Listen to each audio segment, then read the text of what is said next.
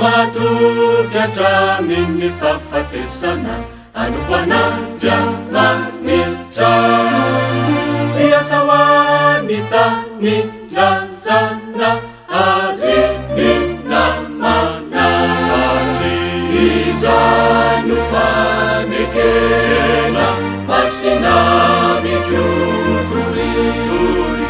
ireo lalàna tilizay iainako anefian'io vonona miatrika ny zavatra misy fa